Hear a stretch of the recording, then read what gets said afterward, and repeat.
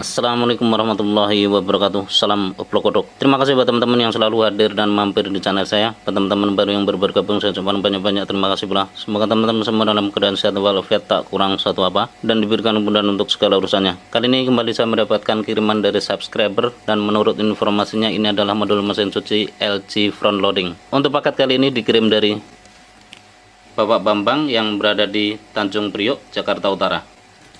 Berawal dari kerusakan mesin cucinya ini, mungkin beliau mencari beberapa referensi di YouTube, dan alhamdulillah ketemu dengan channel saya. Selanjutnya beliau menghubungi saya melalui chat WhatsApp, dan inilah screenshot komunikasi saya dengan subscriber saya tersebut.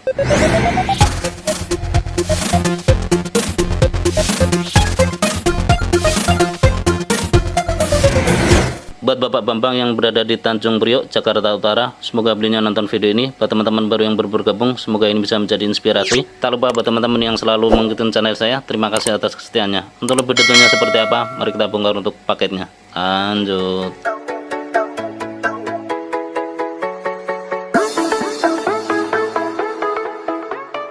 Dan inilah modul mesin cuci tersebut setelah saya keluarkan dari packingnya. Seperti biasa, sebelum kita melakukan langkah-langkah perbaikan lanjutan, di sini coba kita pahami terlebih dahulu part-part yang beliau kirim. Di sini ini adalah board displaynya, dan untuk fisiknya seperti ini ya teman-teman.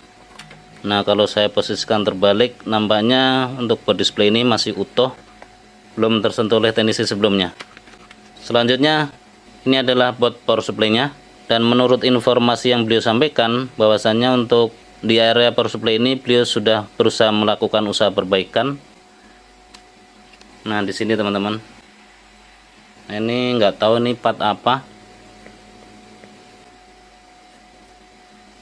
Dan untuk posisi bawah, nah di sini beliau juga sudah melakukan pencoakan di area bawah. Untuk modul mesin cuci tipe ini sebenarnya harus dikirim sekalian untuk kabel bodinya ya teman-teman. Ya, karena kita tidak bisa mengoneksikan langsung untuk soketnya ini ke board power supply-nya. Ya, karena ini beda soket. Nah, bisa teman-teman lihat soketnya seperti ini, dan untuk di soket power supply-nya seperti ini untuk bentuknya. Nah, seperti ini. Selanjutnya untuk menghubungkan board power supply ke board display-nya ini, di sini saya akan gunakan soket seperti ini teman-teman. Nah, bisa teman-teman lihat di sini, ini female dan ini male. Selanjutnya yang female ini akan saya tusukkan ke board power supply-nya, dan untuk male-nya ini saya akan tusukkan ke board display-nya, tentunya dengan memperhatikan jalur koneksinya. Dan coba kita hubungkan untuk kedua board ini. Sebelum kita hubungkan board power supply ini ke board display-nya, di sini coba kita amati terlebih dahulu, karena di sini memang sebelumnya sudah pernah dilakukan usaha perbaikan. Nah, terlihat di bagian bawah ini sudah dicoak seperti ini.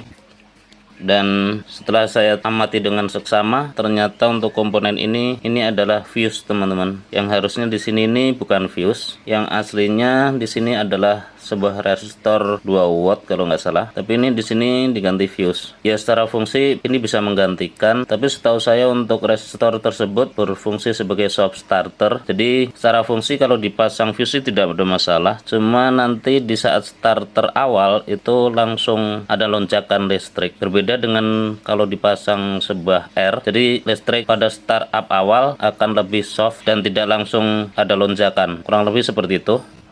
Dan coba saya akan lakukan pengukuran apakah fuse-nya ini putus.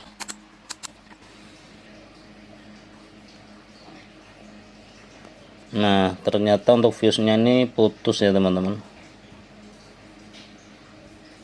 Ya, ini fuse-nya putus teman-teman. Normalnya harus bunyi seperti ini, dan memang benar untuk fuse-nya ini putus.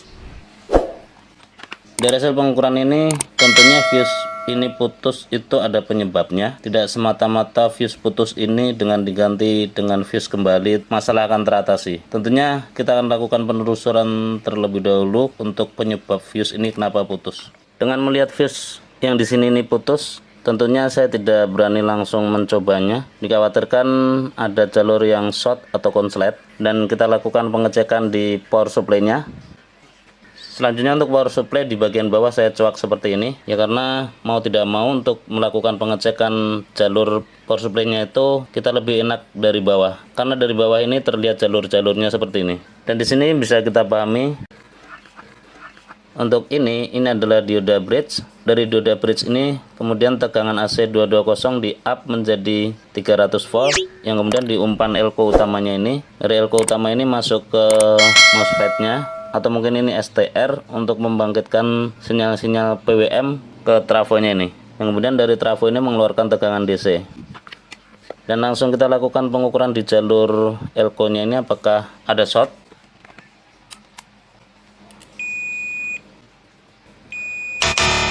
Nah, bisa teman-teman lihat untuk di jalur ini memang short ya teman-teman. Ya, di jalur elko nya ini memang short. Jadi kita harus telusuri dulu sumber shortnya ini dari mana.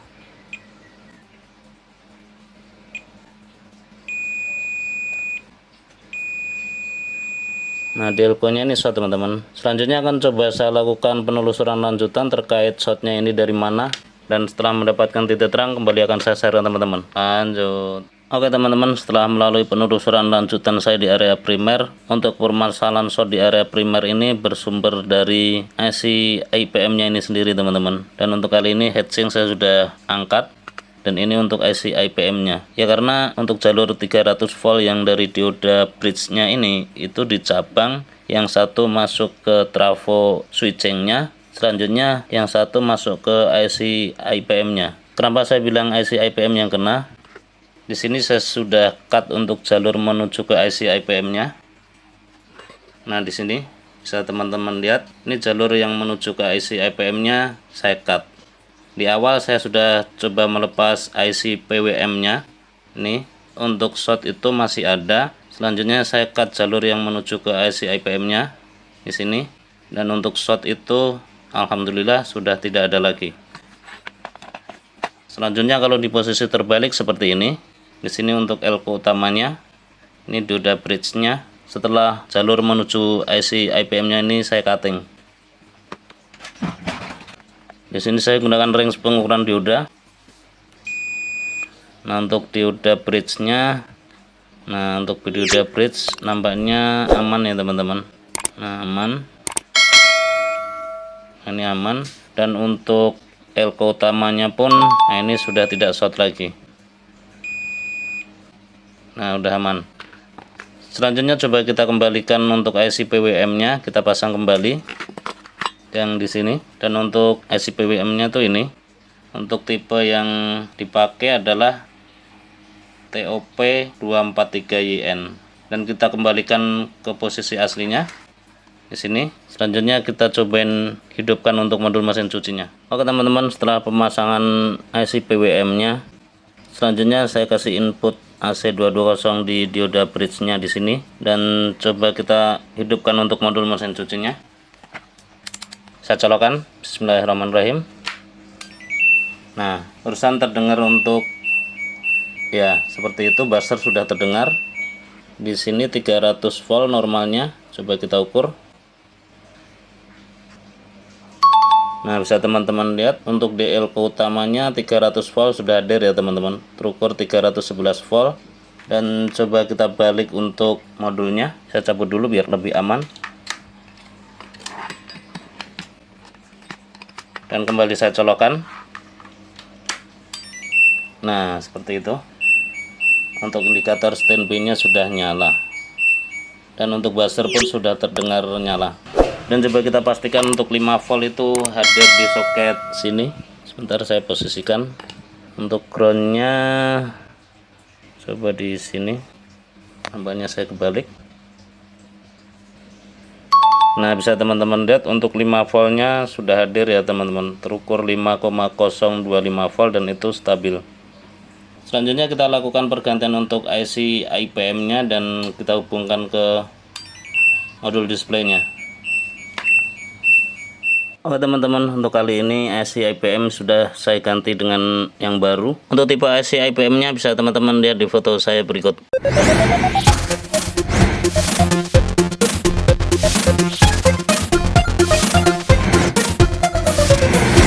Dan sebelum kita memasang heatsinknya, tentunya kita harus kasih pasta seperti ini agar nantinya panas yang ditimbulkan itu bisa tertransfer ke heatsinknya dengan bagus.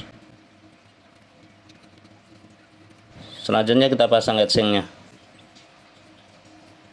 kita baut dari bawah.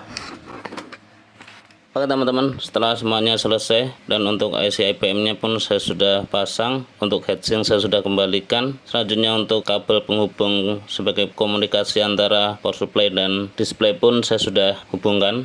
Coba saya colokkan. Nah, untuk kali ini sudah hidup, indikator sudah hidup. Nah, seperti ini. Coba saya tekan tombol di sini. Nah, seperti ini teman-teman.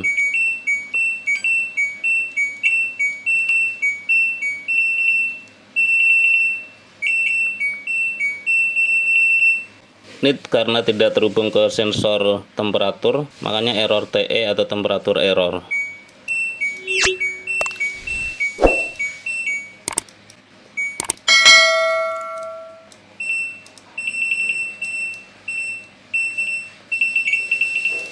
Dari hasil percobaan ini saya bisa pastikan untuk modul mesin cuci ini sudah normal kembali. Terima kasih buat teman-teman yang sudah mengikuti tutorial ini dari awal hingga akhir. Semoga bermanfaat. Share ke teman-teman bila informasi ini dirasa penting dan berguna. Akhirnya dari saya Bila Taufiq Walhidayah. Assalamualaikum warahmatullahi wabarakatuh. Salam oplok-oplok.